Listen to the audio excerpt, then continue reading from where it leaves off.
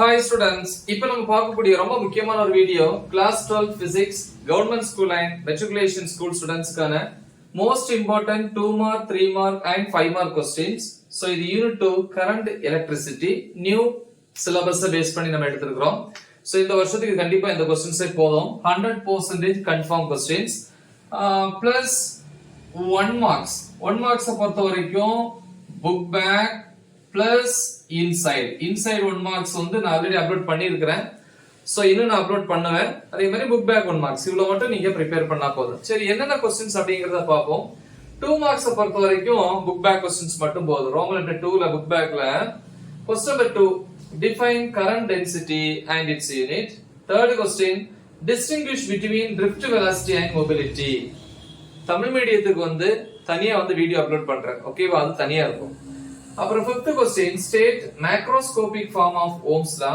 6th question what are ohmic and non-ohmic devices. அதே மாதிரி text புக்ல 7th question இருக்குது define electrical resistivity. இதுக்கு இன்னொரு பேர் இருக்கு, என்ன அப்படின்னா specific resistance அப்படின்னு சொல்லுவோம். அப்புறம் question number 8 வந்து define temperature coefficient of resistance.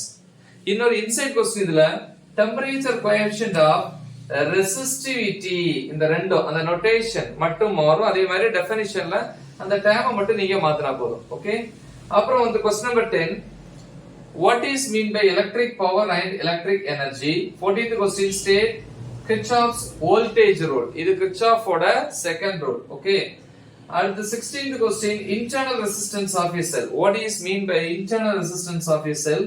17th question state Joule's law of heating.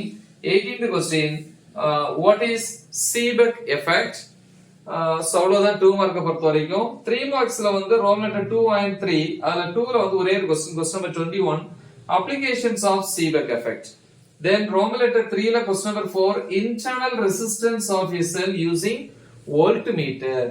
அதே மாதிரி இன்சைட் क्वेश्चंसல வந்து என்னென்ன டாபிக்ஸ் நம்ம படிக்கணும் அப்படி பாத்தீங்கன்னா டாபிக் நம்பர் 2.4.2 அதாவது internal resistance of a cell using potentiometer. இது voltmeter, இது potentiometer. அடுத்த क्वेश्चन explain Thomson effect.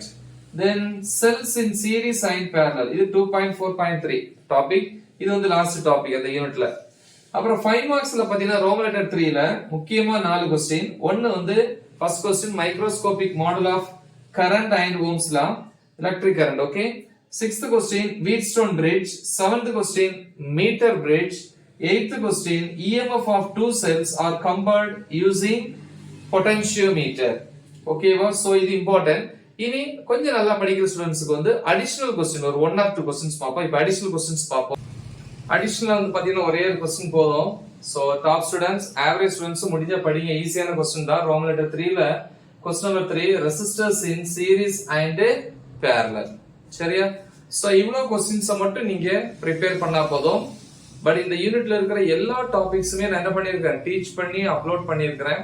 அந்த வீடியோஸோட லிங்க் ஃபுல்லா இந்த வீடியோட டிஸ்கிரிப்ஷன்ல கொடுத்திருப்பேன். சோ நல்லா தெளிவா ப்ரிப்பேர் பண்ணுங்க. மறக்காம இதை உங்க ஃப்ரெண்ட்ஸ்க்கு ஷேர் பண்ணுங்க. All the best.